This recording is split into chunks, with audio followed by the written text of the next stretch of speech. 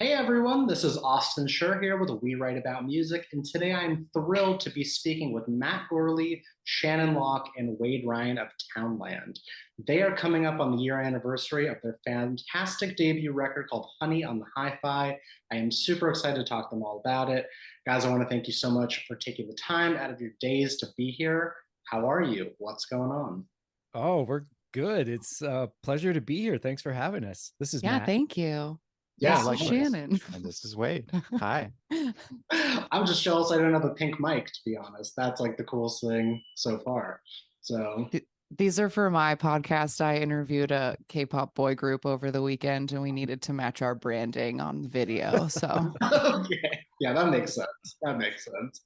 Well, you've got this record that I mentioned. It's coming up on its year anniversary. It's called Honey on the Hi-Fi. And as I mentioned before we started recording, I truly love this. I've listened to it literally countless times over the past year and so much more in the past couple weeks since I've been away. And, I can make my own connections through the lyrics and this and that, but there's no better people to talk to about it than you. So the first thing I would love to know is what is it about? Like, is it a series of individual stories or sort of something with an overarching message to it?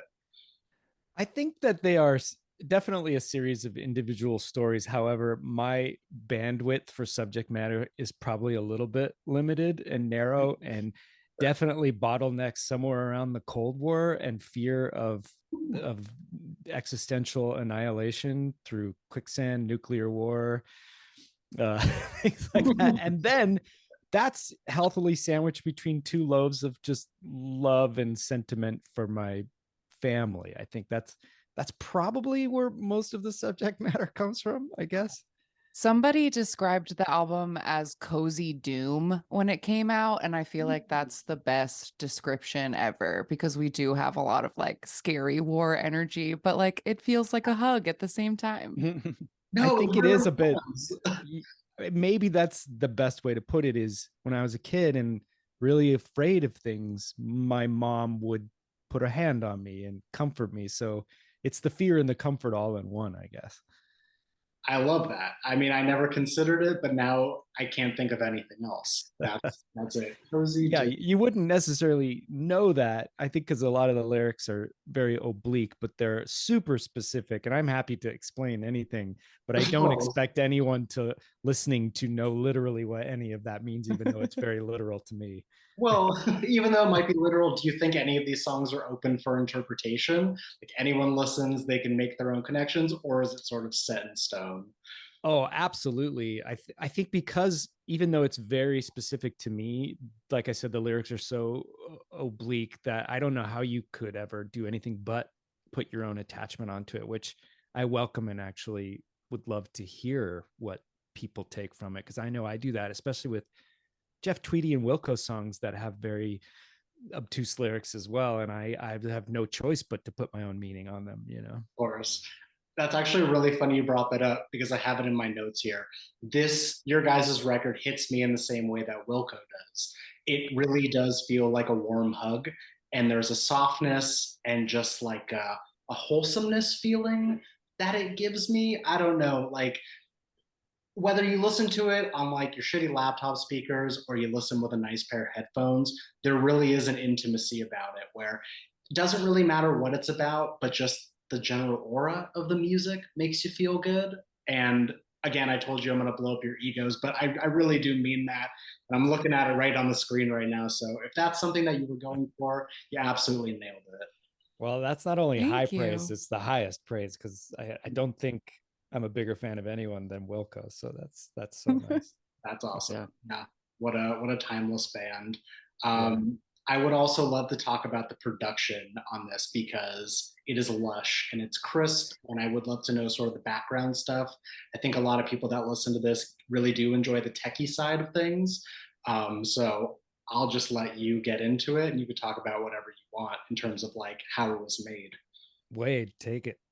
Oh goodness. I think you guys had started laying down some demos in GarageBand, and right around the time that I was invited to join the band, we had one rehearsal, and then everything shut down in 2020. So yeah, we all kind of had to do it separately.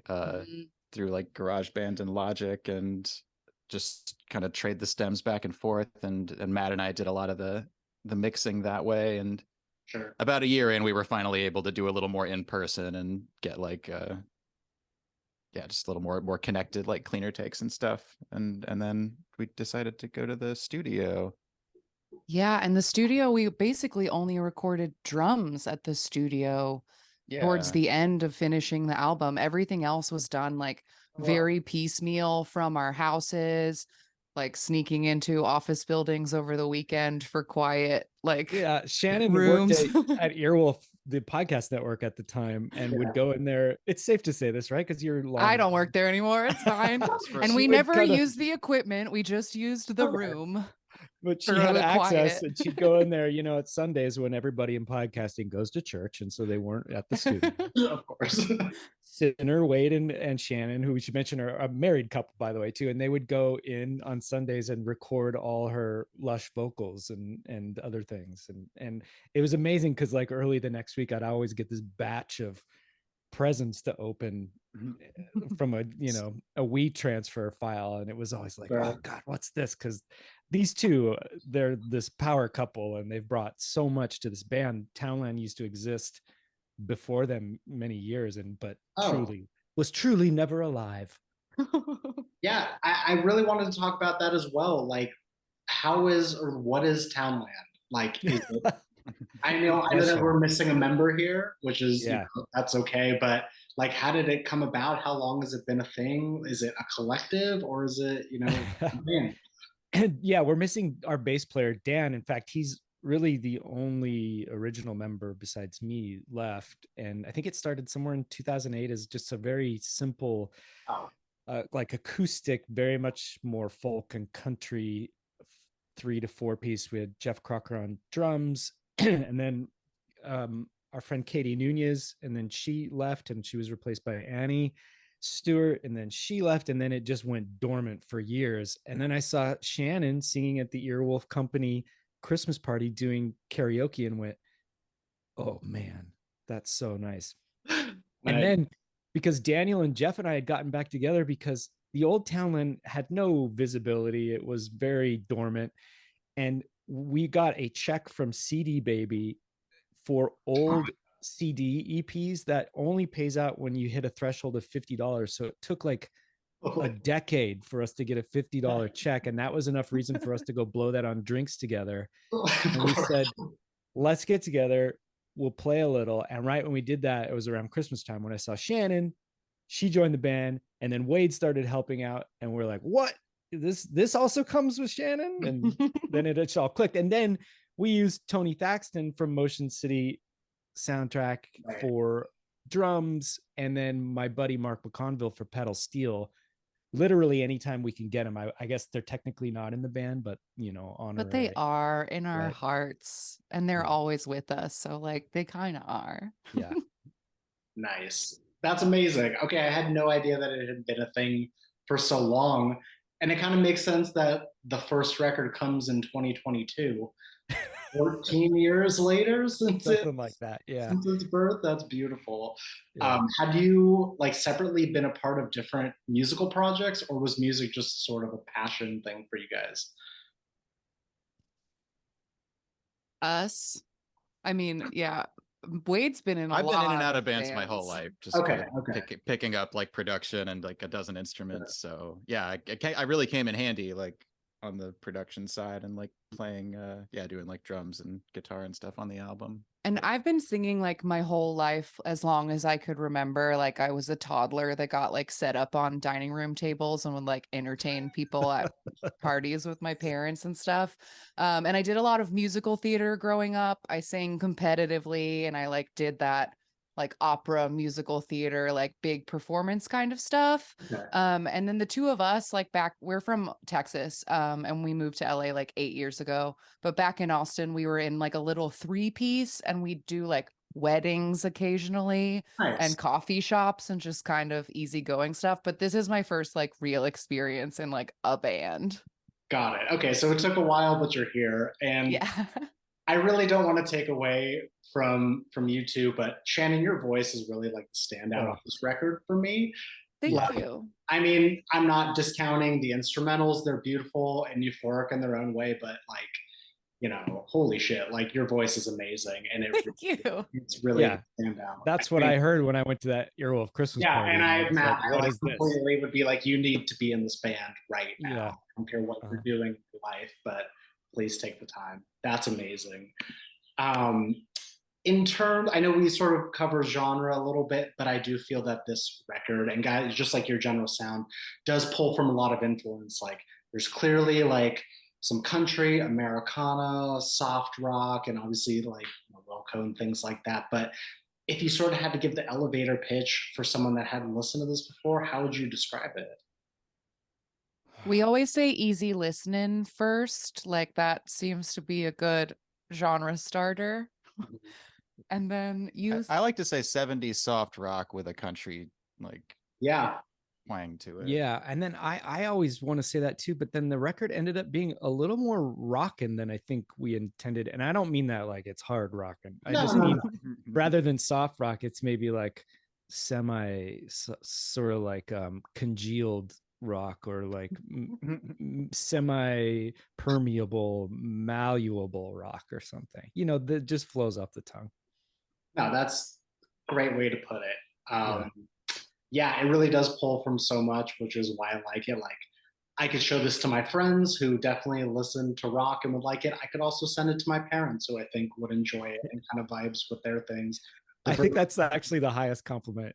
No, really, like, I mean, my job is to review music, and I send stuff to my parents all the time. I'm like, hey, this 20-year-old kid made this record, and it sounds like something that you would have listened to or played in the car when growing up, and it's so do that kind of thing all the time. Yeah.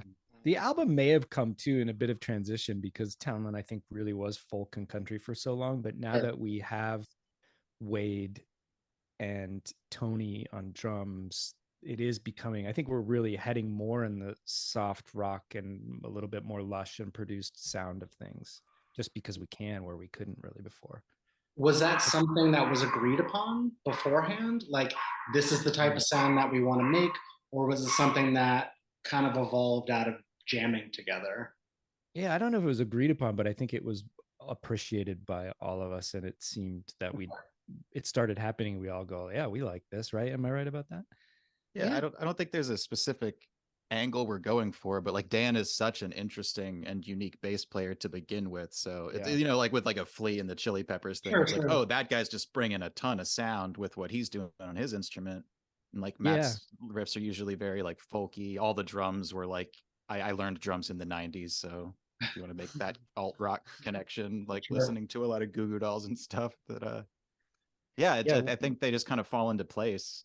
When we were a folk trio or a quartet, I was always just finger picking or doing things like that, but Daniel had to take all the solos as the bass player, and then we were left with these solos we didn't lose, that we didn't necessarily need because we had more instruments. And now it's almost like the album consists of group solos where they kind of converge on each other based on the bass solo, which was not by design and ended up being kind of an interesting thing we'd happened upon. Yeah, Disco Volante specifically, like there's the bass solo, but there's also a keyboard kind of solo, and then your guitar is doing the other thing. So yeah, three solos at once. Now, considering that this record, as I've mentioned a couple times, is coming up on the year anniversary, has there been any movement to new music in the past year? Maybe not even seriously, but just demos or thoughts, or singing into your phone for ideas. Well, we did release a Christmas song this year, so we got one more out, which was really nice.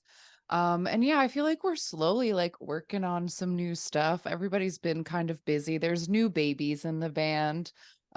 So that, is taking up a lot of time, but I know that we're all like thinking about it, and like ideas are getting passed back and forth, and like I'm itching to have new stuff. I think it would be fun. Yeah, I'm very excited about some new stuff we've got coming up, and I absolutely want to do another album, so I hope the time presents itself in a way that we can, because I already love the new stuff and it feels like us, but it feels like a sort of next to it on the spectrum kind of thing, you know. Yeah, and I don't want to, push the envelope too much, but will we experience any amount of experimentation or just like a future evolving sound of this record? Good question. If Dan has any input, experimental for sure. But no, it's I think it'll be an evolution because Matt, like so many of these, I mean, maybe half of the songs or your covers of them were so old or from the original iteration. So Yeah. I feel like yeah. the Townland songs that existed when I joined the band, a lot of them are on the album, and like I think they inform a lot of like what Townland is, but also all of the songs that were written for the album are like a step above that. And so like I think if we do like a whole album like from scratch, like no old songs, like I'm very excited to sort of see what comes out of it. Yeah, it's kind of like, yeah. Sorry. Oh no, please go. I think we kind of labeled the side one, especially on the vinyl, Town, and the side two, Country. And side two is kind of the older Townland. It's almost like we're recapping or it's a prequel or something. And then a lot of the first 6 songs are the newer songs that lean more in the soft rock version. And I think you will hear a difference on the second album. For one thing, too, Wade and Daniel are already working on some songs themselves that we're collaborating on. So there will be, just by the sheer fact that there are different writers and people bringing the root of the song to the group from a different perspective, will give us, quite a like new little flair too. Very cool. Is it does like the actual process of making new music, does it stem from a ringleader of a band, or is it just like a group chat of, hey, I have an idea, or hey, check out this riff I came up with? I think for the last album, it was a lot of pre-existing songs, or the song I would bring the songs to the group. This time around, I think it looks like we're going to be, Wade's bringing in a song, Daniel's bringing a song, Shannon might. I think it's a little bit more collective this time, which I think was always the goal. We just had like the stuff we'd been working on even before Wade got in there to kind of just work through and get it done. We had it ready, so we did that. But I'm excited to see that this time it's a little bit more of a stew, Oh, okay. All right, I like that. I've got a few more for you guys. I want to know. Well, actually, I know that you've been lucky enough to play some shows, sporadically here and there, with Don't Stop or Die and the Sloppy Boys. And just on a personal note, I don't know what's happened in the universe, but every time you've announced an LA show, I've either been away or sick or unable to make it in some capacity, but I know that the time will come. I want to know a little bit about your guys' relationship with that group, because you seem to play together, but you also create this music that is just so sonically different from what they play. So I can't imagine seeing it in person. Yeah, I think sonically we're fairly different, but personality wise we're very similar. Sure. And a lot of us all come from comedy and podcasting. And so Paul Rust, who's in Don't Stop or Will Die, and he and I have a podcast together. And it just makes sense in that it doesn't make sense. And also Townland always seems to open because we're just kind of a bit more mellow, and it gets crazier as the night goes on. So it's just kind of an interesting arc. I don't know, what would you guys say? I love how there's always someone at a show that's like, I didn't know what to expect. I've never heard you before. I'm here for the Sloppy Boys, but it's just not at all what people would expect in that lineup as the opening act. So we always like surprise people a lot, which is very fun. Yeah. And Michael Cassidy of Don't Stop or Will Die is like, he's very supportive of us. Like, I just feel so deeply loved by Michael. Like, I don't know. And I feel like he just invites us because he likes us, and it makes me feel happy. So like, I'm just always very grateful to get invited along to their shows, because like, maybe we technically don't fit, but it's really nice that they, let us join them, and their fans are always like very kind afterwards. Yeah. So that's completely reasonable. I guess it meshes in some way. It sets the tone for, I assume, an interesting evening of, wild debauchery in music, but at the same time gives you guys the opportunity to play your music for people and also attract new fans because you really never know who you're playing to in an audience. Yeah, and I think the crossover, even though our band styles are a little different, the crossover of fan isn't that different. No. I just spoke to Michael the other day. He came by and we talked about kind of working up a festival where we might do bands and podcasts in a day-long event that could Okay. either be streamed or viewed in person. And I think that would be really exciting to do. That's awesome. Did you ever go to Festival Supreme or have heard of that in Los Yeah, Angeles? yeah, I've been to it. Yeah. Yeah, same. I think I went to all the years until it kind of just like turned into nothing. But yeah, you should set something like that up. There's always, I mean, easier said than done.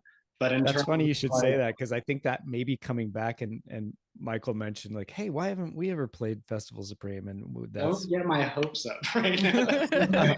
well, but and I think that's what he was saying when I brought up the idea of us doing a festival. Like, yeah, let's do our own. So, we can, whether or not we play Festival Supreme, we can play a festival, True, true, true, true. Well, I mean, there's always something in LA happening music wise, and I feel like there's 10,000 festivals per year now. So it's just a Yeah. matter of getting your name out there.